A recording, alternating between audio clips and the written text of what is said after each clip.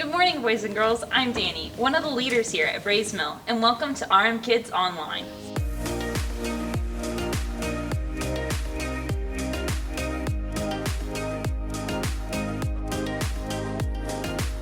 I'm so glad to see all of y'all for another week of RM Kids Club. This week I have yet another role to play, and it's of a person who went on vacation and totally forgot about her sunglasses. We'll be using these sunglasses to continue our conversation about faith. Faith is trusting in what you can't see because of what you can see. In my movie, my character goes outside, but she totally forgets about her sunglasses. This becomes a big problem as she begins her adventure, but she can't see. Danny, time to start filming. Okay, I'll head that way. To kick this movie off, we'll have to pretend that we're at the beach using this green screen. My movie starts off with my character Jessica getting to the beach and trying to get set up for the day. Oh my gosh, it's gonna be such a beautiful day on the beach today, guys. I'm gonna head that way and get all my stuff set up. Suddenly, Jessica was faced with a problem when she realized it was way too bright outside. Oh my gosh, it's so bright outside, the sun, I can't see anything! Jessica needs to remember what we've been talking about all month, and that's to have faith and to trust in God. Okay, even though I can hardly see anything, I know that there's water that way, and I know that I probably have stuff in my backpack that can help me. And so, because I know those things, and I can see those things, I think maybe I can solve this problem. Jessica begins searching through her backpack, and she finds something that can really help her get to her destination. Wow, look! I found my sunglasses! Man, I can see everything again! And look, there's the beach! Just how the sunglasses helped Jessica to see the world around her in a whole new way and helped her solve her problems with the sun, Jesus can help us in the same way. Knowing Jesus helps us to understand how we can take our problems to Him and ask Him for help. For our game this week, we're going to be using my movie and how it was so bright for Jessica when she first got to the beach. I want to know just how bright your house is. I want you to count how many light bulbs are in your home. I'm going to give you 5 minutes to count up the light bulbs in your entire house. Ready, set, go!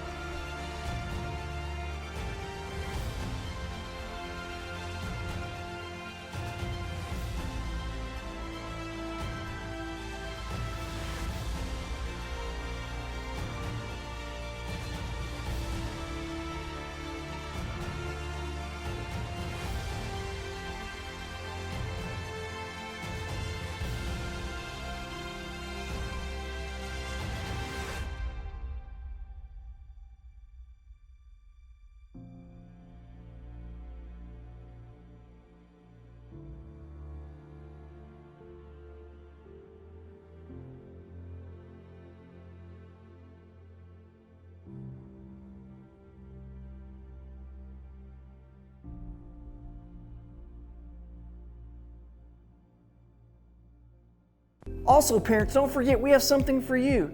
If you'll scroll down and click the Parent Packets link below, you will receive some activities and questions that will help you reinforce this week's bottom line. Next to it, you will find our God Times devotionals. These are for the week. They are to help your child develop the habit of spending time with God each day. Oh my goodness, sand gets everywhere, even when you're using a green screen. Why don't y'all go ahead and stand up so y'all can continue in worship at Bible Adventure. I'm gonna go see if I can wash some of this sand off and see.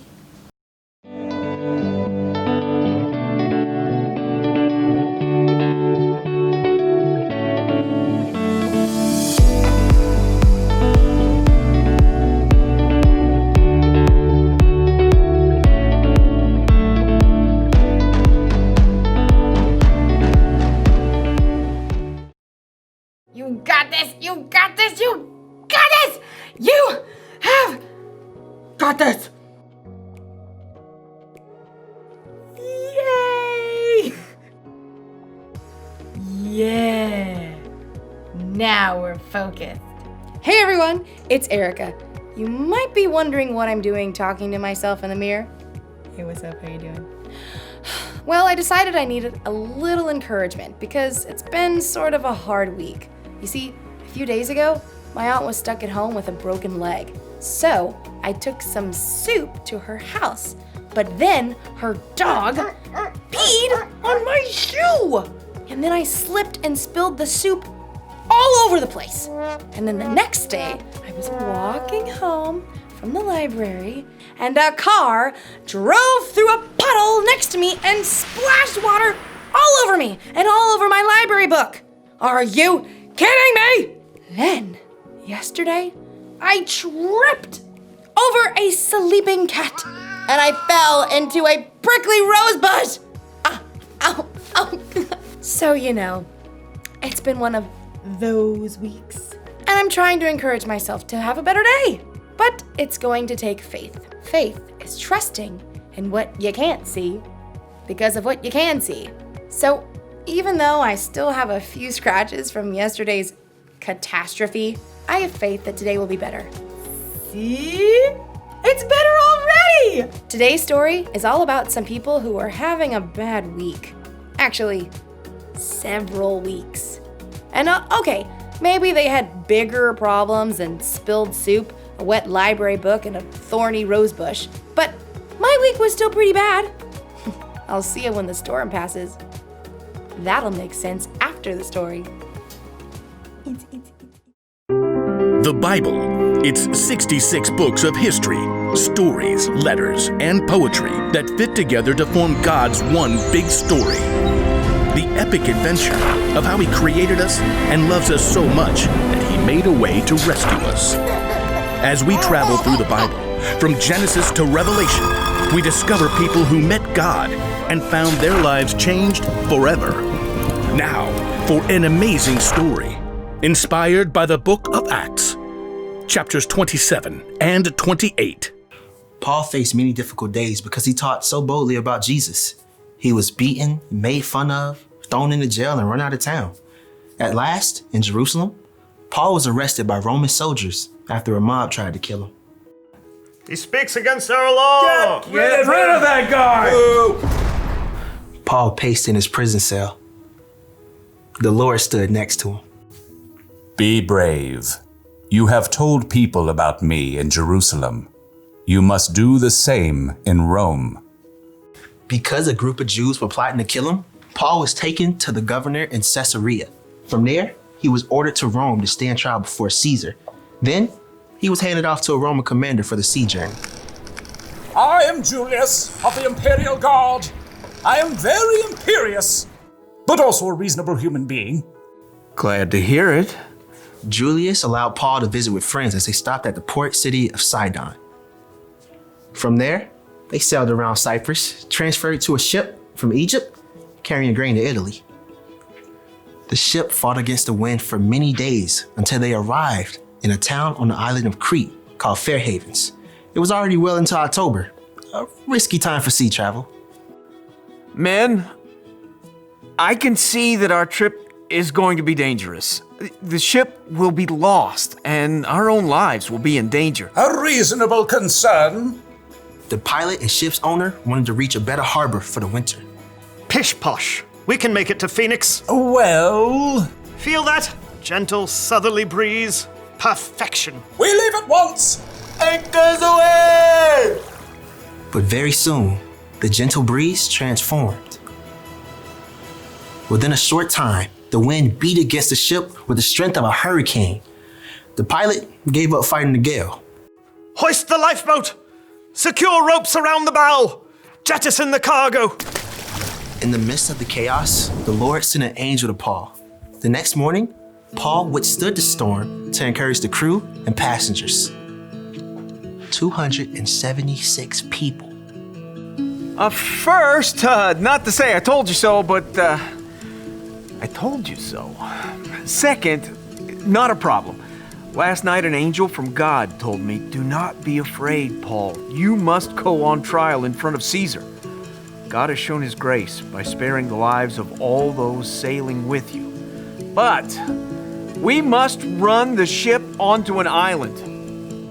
On the 14th night of the storm, the sailors realized they were nearing land. The water's only 90 feet deep here! Drop the anchor!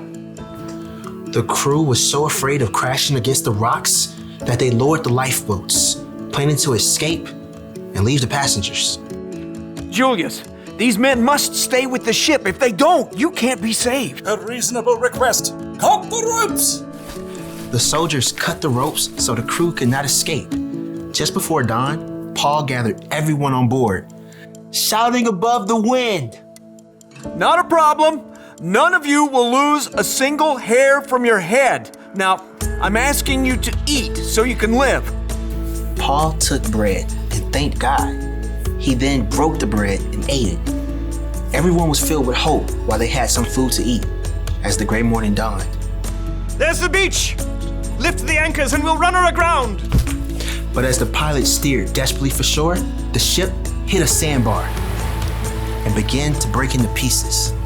The soldiers were planning to kill Paul and the other prisoners to keep them from swimming to freedom.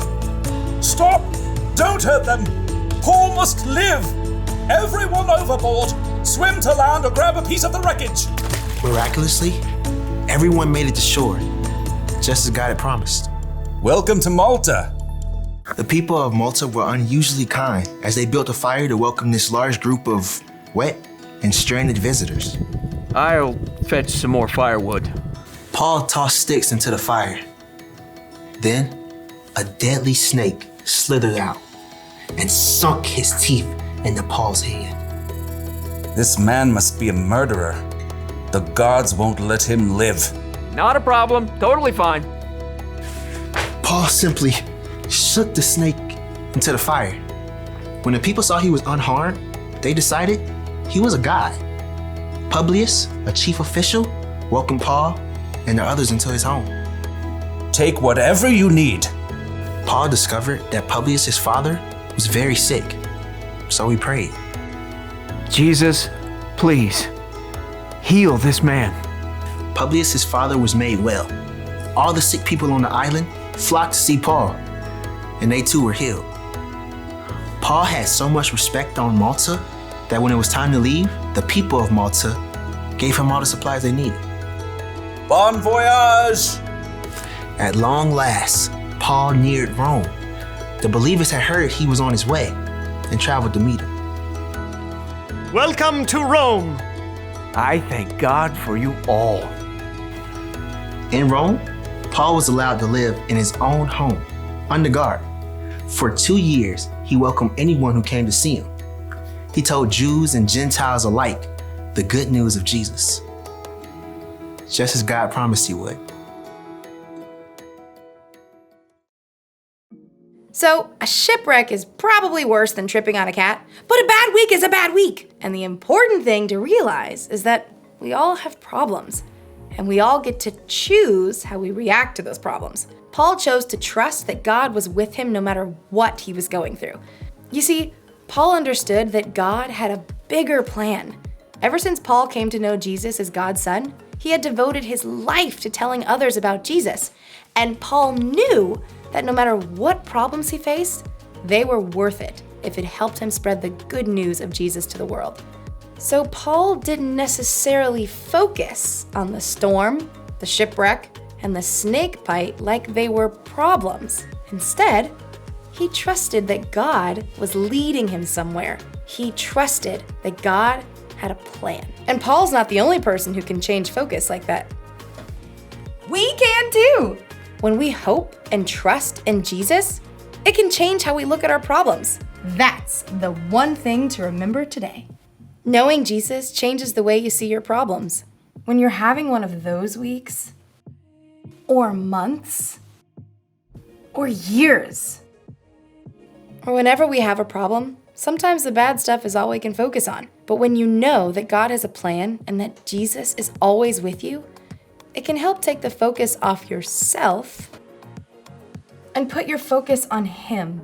Whenever you're facing tough situations, remembering that God is with you can make it less hard or scary. So don't forget, God has got this. See you next time. Bye.